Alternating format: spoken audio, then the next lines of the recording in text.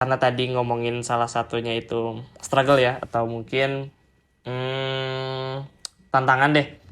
Nah, mungkin dari teman-teman sekalian, dari Akmal, Andiani, dan juga Radita Sekar, apa sih tantangan yang paling besar gitu? Atau momen, bukan momen sih ya, paling tantangan dulu deh. Tantangan terbesar selama kalian menjalani kehidupan di kampus itu seperti apa gitu? Mungkin bisa diceritakan. Mungkin dari Andiani dulu. Kalau aku, apa ya, yang masuk ke pikiran aku dulu aja sih, kayak waktu itu tuh apa ya, lagi ada mata kuliah praktikum. Nah, kebetulan kebetulan itu kayak berkelompok gitu. Cuman masalahnya tuh kayak di random lah ya kelompoknya, gitu kan. Dan, awalnya tuh kayak aku oke-oke aja, tapi kayak makin lama dari satu kelompok itu kan, 5 orang, itu tuh jadi yang suka maksudnya kan itu praktikum ya, maksudnya praktikum ke lahan gitu kan. Nanem itu yang itu yang proses dari awal nanem sampai bener-bener kita pemasaran tuh kayak aku ngerasa cuman 2 orang yang kerja gitu dan sisanya tuh bener-bener kayak hilang gitu. Itu kayak bener-bener kayak aku capek banget gitu. Terus, ya jadi untungnya satu orang lagi yang bantu aku tuh, cowok gitu. Maksudnya kan kalau kalau praktikum gitu kan berat ya, mulai dari, di lahan gitu kan berat sih. Apalagi kayak buat aku yang jarang banget ke lahan kayak gitu, gitu. Itu bener-bener kayak bener-bener harus, apa ya, eee, tantangan banget karena orang-orangnya tuh emang alangkah lebih baiknya kalau kalian tuh udah punya, apa ya, temen gitu loh. Jadi kayak nggak susah sendiri gitu dan itu 3 orang ini tuh kayak bener-bener mereka hilang terus kayak kadang ada cuman kayak nggak ngapa-ngapain gitu, kadang ada kadang nggak ada bahkan nggak ada kabar gitu, itu bener-bener kayak nyebelin banget, maaf ya, gitu sih. Sejauh ini yang baru kepikiran itu. Nah, itu ya, parah nih temennya Andiani nih ditinggal. Aduh, kacau, kacau. Kalau dari aku sih semangat aja ya, Din ya. Lagian udah terlewati juga kan. Mungkin dari Akmal nih, dari Akmal dulu. Gimana, Mal? Sebenarnya untuk tantangan di kampus saya merasa sih nggak ada ya, tapi karena memang saya orangnya suka di lahan atau bagaimana, jadi untuk panas-panasan dan apa-apa tidak pengaruh ke saya gitu, tidak merasa itu menjadi tantangan. Tapi untuk teman saya itu beda, karena mereka bilang kalau misalkan praktikum itu di tengah kota Jakarta siang hari itu panas sekali. Mereka bilang itu menjadi tantangan tersendiri bagi mereka, dan juga ya untuk pemeliharaannya juga lebih susah gitu kalau misalkan eh, tidak diperhatikan perawatannya, kayak misalkan input entah itu pupuk dan lain-lain, dan juga penyiraman sih. Penyiraman juga sebenarnya eh, kalau misalkan tidak tepat itu sangat memungkinkan untuk tanaman menjadi layu bahkan mati. Eh, Case-nya itu seperti itu untuk praktikum di perkotaan yang memang sangat panas. Memang ya sering terjadi ya, kadang semayan itu mati karena memang ya nggak semua suka. Maksudnya ada misalkan di kelas saya tuh ada jadwal piket penyiraman. Nggak semua orang kolektif suka melakukan penanaman atau penyiraman perawatan seperti itu kan. Jadi yang mereka lakukan perawatan seadanya. Kayak misalkan nyiram ya asal asal kesiram mungkin atau asal apa. Jadi ya kalau misalkan kendala itu yang sering terjadi ya di penyemaian sih. Karena memang orang-orangnya juga tidak kolektif senang di lahan gitu. Jadi ya mungkin ya seadanya perawatan yang mereka lakukan. Itu sih dari saya. Oke, berarti Akmalnya termasuk orang yang kuat ya. Kuat panas-panasan di tengah teriknya kota Jakarta. Gokil, gokil, Mas. Gokil lah. Mungkin kita lanjut ke Sekar. Gimana, Sek?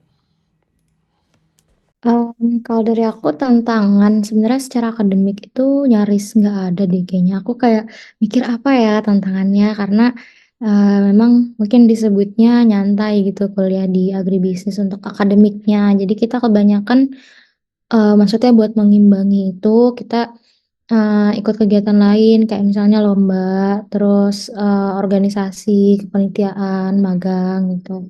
Dan program-program lainnya kan sekarang banyak ya program dari Kampus Merdeka dari Kemendikbud gitu. Em, Tantangan sebenarnya mungkin kalau dari aku dari sisi sosialnya kali ya, sisi ke apa ya, mencari temennya gitu. Itu aku sempat struggling sih dan itu apa ya, mungkin jadi tantangan yang bisa aku share gitu karena aku ingatnya itu gitu. Dulu kan kita ini ya, angkatan 21 itu online dulu ya. Bener nggak ya kan 1 tahun kayaknya 2 semester online terus tiba-tiba pas di semester 3 itu offline gitu. Nah itu sih mungkin kayak tantangannya uh, nyari temennya gitu pas offline itu gitu. Aku pikir mungkin kan kita juga apa ya pasti kita semua kan pertama kali ya kuliah gitu transisi dari SMA ke kuliah gitu yang udah dunia yang udah lebih dewasa mungkin gitu ya.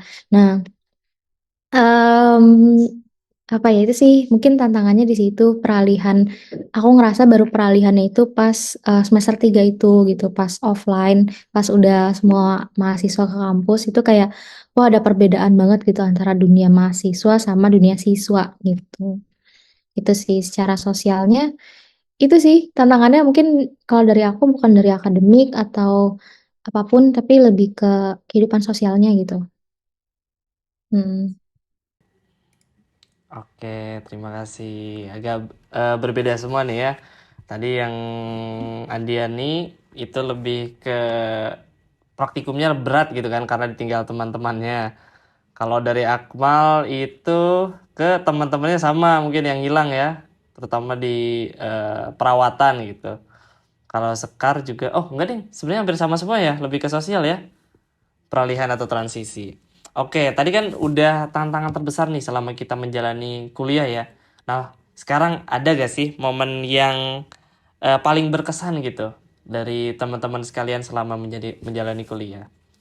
Mungkin sekarang dari siapa ya? Akmal dulu deh, Akmal dulu. Silakan Mal. Ya mungkin momen paling berkesan sih bagi saya ya sebenarnya setiap entah kenapa setiap praktikum saya enjoy sekali kan karena memang saya suka di lahan terus ya saya merasa ya setiap uh, mulai penanaman itu saya sangat suka gitu lebih suka di lahan untuk saya pribadi sendiri dan juga mungkin ya yang berkesan lainnya mungkin ya saya lebih banyak mengikuti kegiatan lomba dibanding di SMA gitu karena memang ya mungkin di sini passion saya ya jadi saya sangat sangat ingin menggali lebih banyak gitu di bidang pertanian ini ya pernah mengikuti ya kewirausahaan juga PWMW kayak seperti itu membuat produk tersendiri juga dari hasil pertanian kita ada saya membuat produk POC yang mungkin ya beda dari yang lain karena memang itu aromatik dan saya merasa eh, produk itu hasil dari buah pikir saya yang bisa dijual itu sangat itu sih sangat merasa membuat saya bahagia gitu karena memang itu saya sukai saya bisa menghasilkan uang dari itu dan ya itu sih memang saya suka di rumpun pertanian ini pada dasarnya. Oke, oke. Mungkin kalau boleh tahu POC-nya sendiri dari bahan apa? Maaf. Dari limbah kulit jeruk sama daun jeruk sih. Oke, berarti momen berkesannya itu bahkan sampai menghasilkan uang dari situ ya, Mal ya? Oke, waduh, ini keren juga nih Akmal ini. Oke, mungkin kita lanjut ke Sekar. Gimana Sek? Momen berkesannya Sek? Hmm, mungkin kalau momen berkesannya ketemu orang-orangnya sih ya, ketemu mahasiswa-mahasiswa agribisnis itu yang bisa dibilang ambisius gitu. Jadi sebenarnya kalau yang dari berdasarkan kacamata aku sih ya, anak-anak mahasiswa-mahasiswa agribisnis tuh pada balance gitu. Mungkin karena maksudnya balance antara dunia akademik dan non akademik ya gitu. Karena di akademik pun mungkin ini ya sebenarnya sedikit berbeda gitu ya dari mahasiswa agroteknologi yang ada di kampus kita gitu. Sebenarnya bukan sedikit sih, jauh gitu.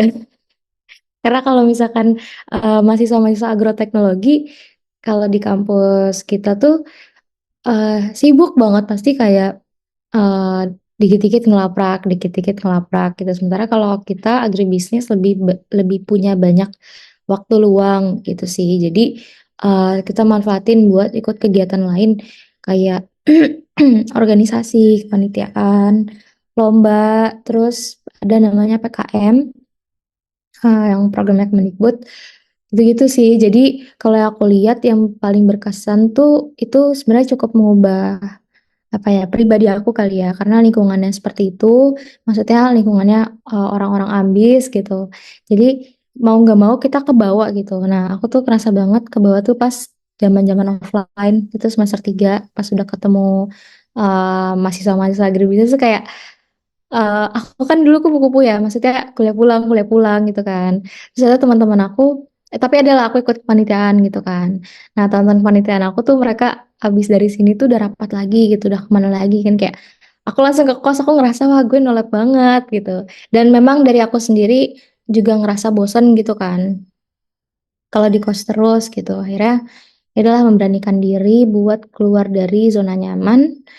Terus ya gitu sih. Jadi em, apa ya kebawa lingkungan gitulah. Aku baru ketemu lingkungan yang seperti itu gitu dan itu sebenarnya sangat berkesan buat aku karena itu mengubah pribadi aku gitu dan tentunya jadi yang lebih baik gitu. Oke, mungkin aku juga hampir mirip sih sama kayak Sekar. Bener sih, kalau dari aku sendiri juga sama kayak kuliah itu benar-benar ngerubah pribadi karena ketemu banyak orang kan dari berbagai macam daerah gitu. Jadi kitanya ikut berubah. Oke, mungkin selanjutnya dari Andiani, silakan Din.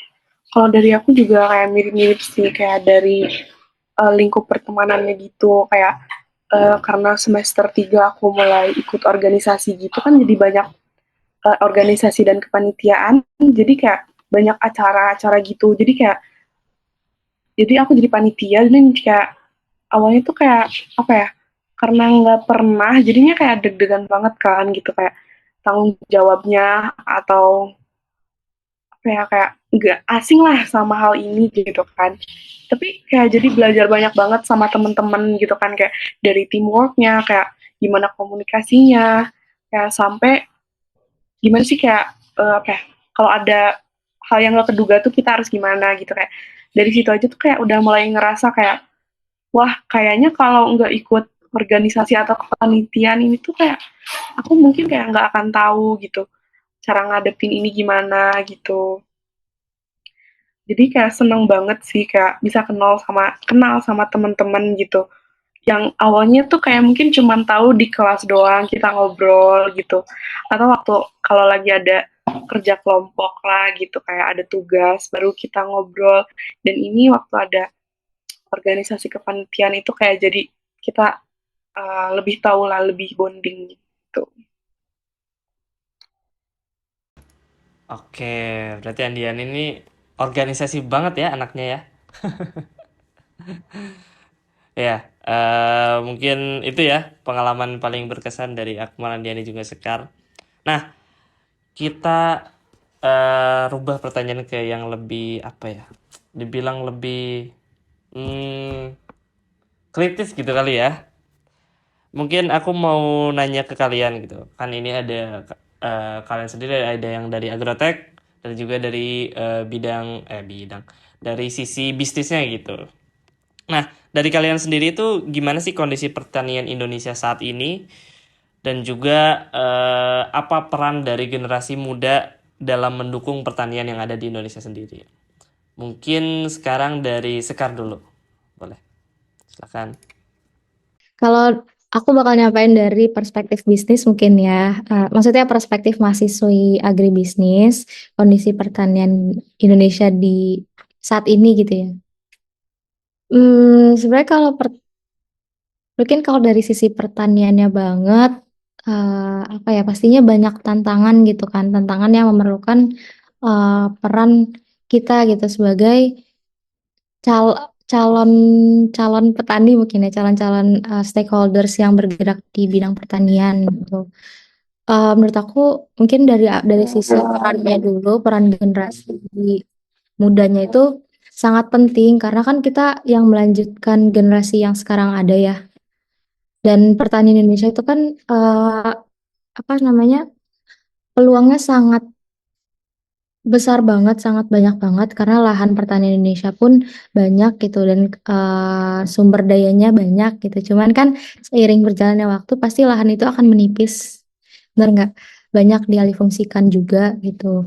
Nah, kalau misalnya maksudnya udah banyak tantangan di bidang pertanian itu sendiri, kalau misalnya ditambah dari maksudnya tantangan dari generasi mudanya itu nggak mau jadi petani atau kayak eh, apa ya, berkontribusi dalam bidang pertanian, kan sebenarnya nggak harus jadi petani ya, banyak gitu stakeholders yang bisa membantu jalannya pertanian gitu. Nah, kalau misalnya dari generasi mudanya khususnya yang belajar pertanian mungkin nggak mau nyemplung di bidang itu, rasanya sih bakal tambah sulit gitu. Karena kan mungkin kita juga sebagai mahasiswa pertanian banyak dengar ya isu-isu eh, apa ya, kendala di regenerasi pertanian gitu, regenerasi petani, regenerasi petani karena perspektif pertanian yang mungkin kotor, panas-panasan gitu. Jadi banyak generasi muda yang milih untuk berkarir di bidang lain gitu.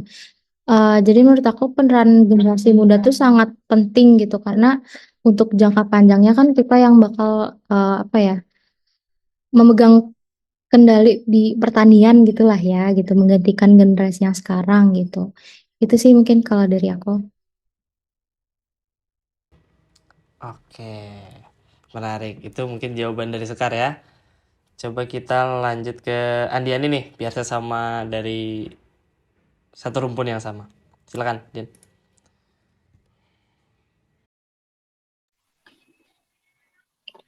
Oke, kalau dari aku sih kurang lebih sama ya, kayak tantangannya tuh kayak untuk pertanian di Indonesia itu tuh kayak banyak banget lahan yang jadi alih fungsi gitu dari lahan pertanian tuh kayak di berubah jadi apa ya, dijadiin perumahan kayak gitu kan, kayak sekarang tuh banyak banget, bahkan kayak eh, itu tuh malah jadi bikin lahan pertanian itu sendiri tuh berkurang gitu kan. Padahal menurut aku tuh kenapa harus gitu gitu loh. Atau mungkin tadi yang disebutin Sakar juga sama regenerasi petani juga kayak kurang banget. Karena kalau mungkin kita lihat ya sekarang itu petani-petani itu apa ya, rata-rata orang yang udah tua mungkin kayak 40 ke atas gitu. Kita jarang banget nemu petani itu kayak anak-anak muda gitu. Mungkin ada, cuman kayak biasanya tuh mereka emang dari keluarga petani itu sendiri gitu loh. Mereka cuma meneruskan keluarga mereka gitu. Setahu aku kayak gitu gitu. Padahal Indonesia tuh kayak punya potensi yang besar banget dari bidang pertanian ini sendiri. Tapi mungkin kayak dari pemerintahnya juga, dari apa ya, dukungan dari pemerintahnya juga kurang gitu. Padahal menurut aku apa nggak lebih apa kayak apa ya apa nggak bakal lebih bagus gitu kalau pemerintah juga ikut mendukung hal ini gitu, kayak apa ya, ada dukungan dari pemerintah terkait program untuk para petani atau untuk pertanian di Indonesia sendiri gitu kan. Tapi kita juga sebagai apa ya, generasi muda juga bisa kok ikut bantu gitu untuk hal ini gitu. Mungkin salah satu contohnya kayak kita mulai kasih inovasi-inovasi baru gitu kan untuk para petani gitu, kayak apa ya, kan sekarang udah mulai kayak smart farming gitu-gitu, mungkin bisa dibantu sama pemerintah kalau untuk apa ya, budgetnya gitu kan. Pemerintah bisa investasi ke para petani gitu, kenapa enggak gitu kalau bisa gitu. Atau bisa dimulai dari apa ya, kalau untuk dari aku sih, kalau dari bidang bisnis itu kayak petani bisa mulai diajarin ya, karena mungkin nggak semua petani itu melek teknologi, itu mungkin dari pandangan orang-orang juga kayak gitu. Jadi kita bisa mulai apa ya, ajarin ke mereka juga gimana mereka kan bisa jualan dari e-commerce atau lewat sosial media gitu. Sekarang tuh kataku itu benar-benar penting banget gitu. Itu dari kalangan mudanya sendiri bisa bantu petani kayak gitu sih. Oke, menarik nih jawaban dari Andiani. Oke, mungkin kita lanjut ke pendapat dari Akmal nih. Silakan, Akmal. Ya, mungkin dari saya juga sama, untuk kendala di bidang pertanian dari memang mulai kapan itu memang regenerasi petani ya, memang mungkin karena ya anak muda beranggapan untuk menjadi petani itu capek dan lain-lain, sehingga mayoritas sekarang memang usia petani itu sudah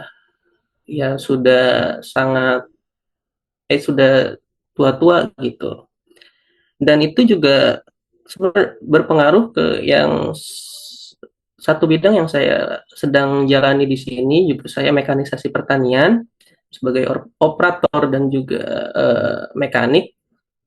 Nah, di sini tuh mungkin karena memang SDM-nya itu eh, sudah bagaimana ya, sudah tua, ya kurangnya anak muda di khususnya yang turun ke lapangan.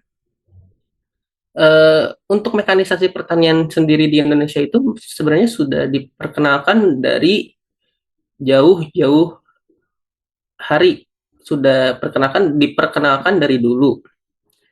Cuman untuk penerapannya itu sendiri di khususnya yang saya alami di sini ya, yang saya sedang lakukan di sini di persawahan, padi dan lain-lain, itu memang penerapannya itu masih minim karena memang ya masyarakat atau petani itu beranggapan untuk mekanisasi pertanian seperti penerapan alsintan dan lain-lain itu ribet di maintenance, dan maintenance yang dilakukan mereka itu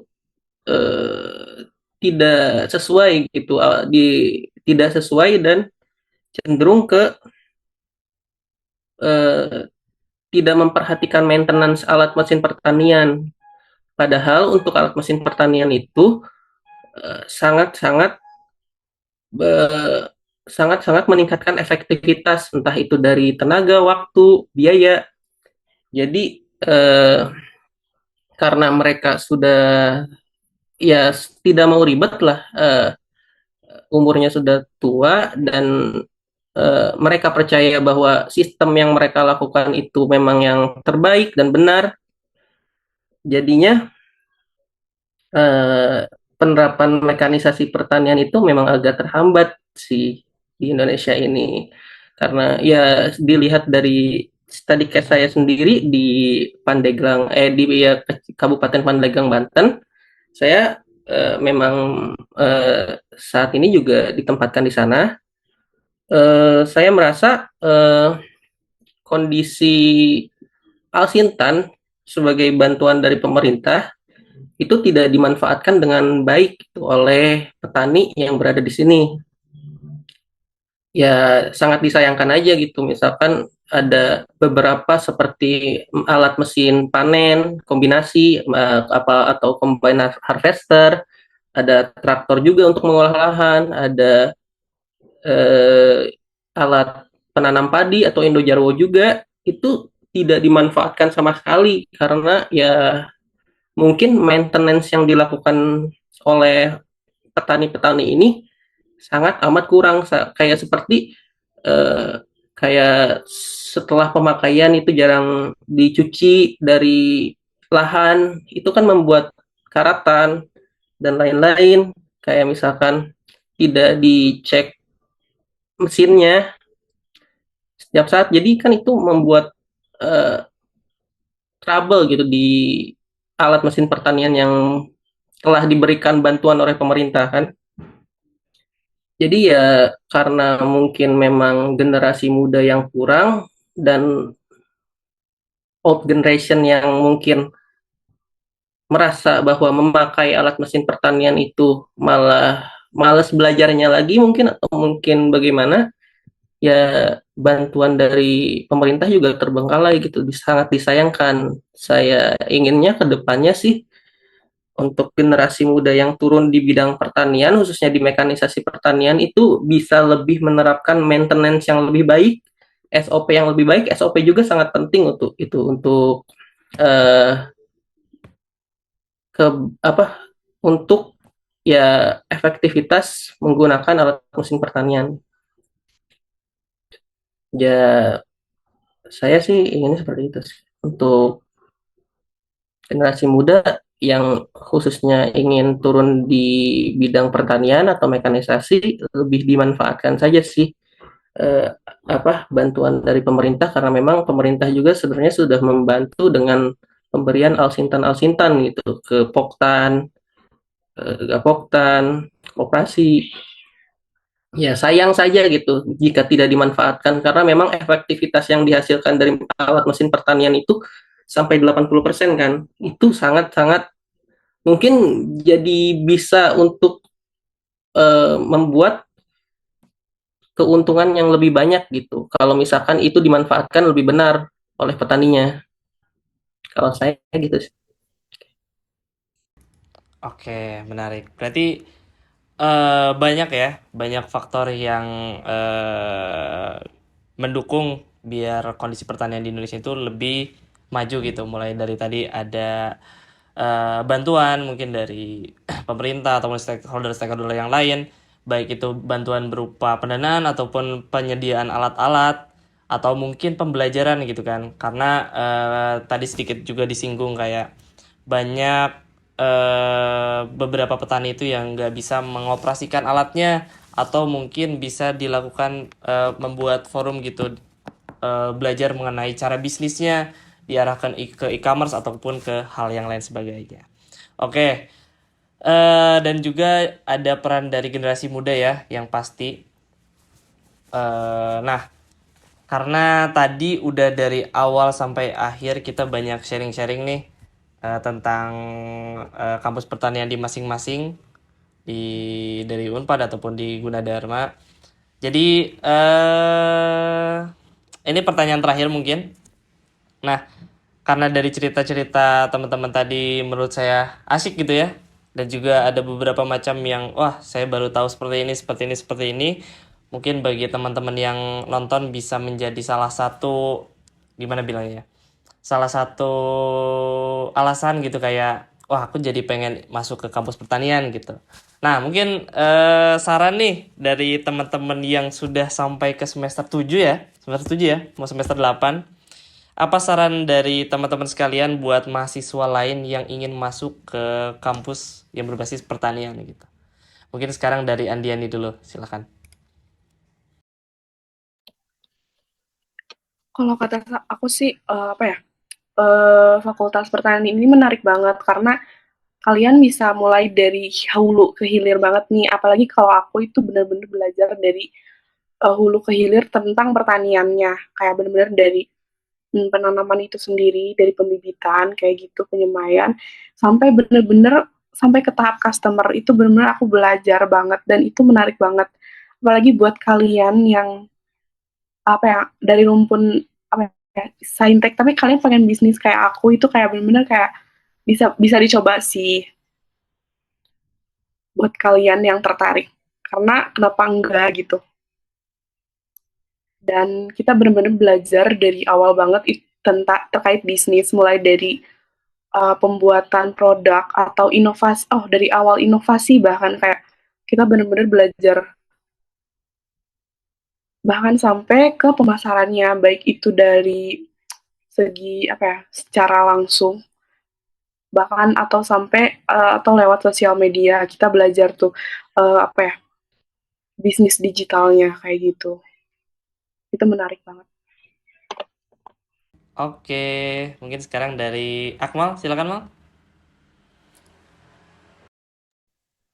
Untuk ya benar. Untuk mau masuk ke bidang pertanian sih menurut saya memang banyak yang bakalan bisa dieksplor ke depannya gitu untuk mahasiswa-mahasiswa yang akan terjun di bidang pertanian, karena memang upaya pemerintah belakangan-belakangan ini kan memang sedang gencar-gencarnya di pertanian, entah itu ada program seperti ya yang sering diperbincangkan sekarang, petani milenial dan lain-lain kan. Karena ya menurut saya yang paling penting untuk tetap di bidang pertanian itu mempertahankan minat sih dari semester awal ke semester akhirnya, karena memang banyak teman saya juga yang kalau misalkan tidak minatnya tidak terlalu kuat itu, malah di semester 4 5 itu sudah memikirkan bagaimana bisa ubah bidang ke bidang yang lain gitu. Jadi ya eh, minat di pertanian itu perlu dipertahankan, karena memang kedepannya pertanian di Indonesia menurut saya bakalan ya akan dan bakal lebih maju lagi, karena ya dukungan dukungan pemerintah juga sedang gencar-gencarnya. SDM di pertanian juga harusnya sudah sangat memadai untuk industri pertanian yang lebih baik. Dan juga ya memang pesan saya sih mempertahankan minat di bidang pertanian itu yang agak sulit ya untuk orang-orang sih, untuk dari saya. Oke, terima kasih Akmal. Mungkin yang terakhir dari Saudara Sekar, silakan. Oke, tadi eh, aku izin konfirmasi lagi ya. Tadi pertanyaannya itu pesan buat mahasiswa yang mau masuk ke jurusan pertanian ya. Betul. Oke, sebenarnya pesan ataupun saran mungkin ya, ya pesan deh gitu. Kalau misalkan pesannya, em, apa ya, banyak banget sih benar. Mungkin tadi ada di mention juga ya, banyak banget hal yang bisa dieksplor dari bidang pertanian gitu. Dan pertanian itu nggak hanya sebatas nanam, karena banyak banget apa ya, seluk-beluk yang bisa dieksplor gitu. Kalau misalkan kamu nggak suka ke lahan, ya udah masih banyak gitu. Apa ya, yang bisa kamu kontribusikan gitu, mulai dari mungkin risetnya, terus dari perbankannya, dari ya petani itu sendiri juga apa ya, menguntungkan gitu loh sebagai jadi petani itu gitu.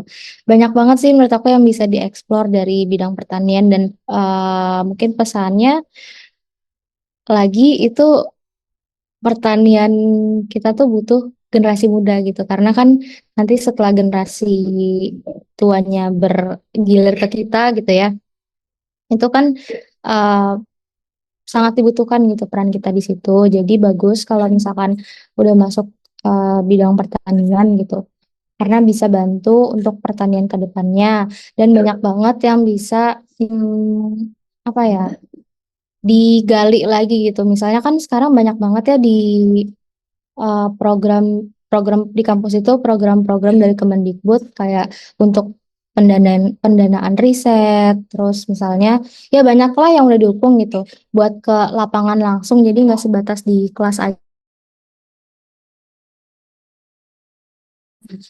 skill berpikir kita gitu ya buat berinovasi. Dan itu kan jenis apa ya? Kalau kalian udah ya pasti kalian udah tahu lah ya program kreativitas mahasiswa PKM itu kita riset penelitian tapi didanain pemerintah, dan di kampus juga kalau di kampus aku sendiri ada gitu pendanaan atau hibah buat atau investasi buat penelitian mahasiswa. Itu kan sangat-sangat akan membantu mahasiswa dan mahasiswa apa ya, pertanian ke depannya gitu ya, mahasiswa pertanian dan pertanian ke depannya gitu, karena ya untuk apa ya, pertanian lebih maju kan pasti bakal didukung teknologi, inovasi kayak gitu-gitu kan. Jadi ya kurang lebih itu sih. Em, Jangan takut dan jangan malu, kayak jangan gak mau masuk ke bidang pertanian karena banyak banget yang bisa dieksplor dan bisa di-enhance apa ya, mungkin dipoles gitu lah ya, jadi SDM yang lebih baik untuk pertanian ke depannya.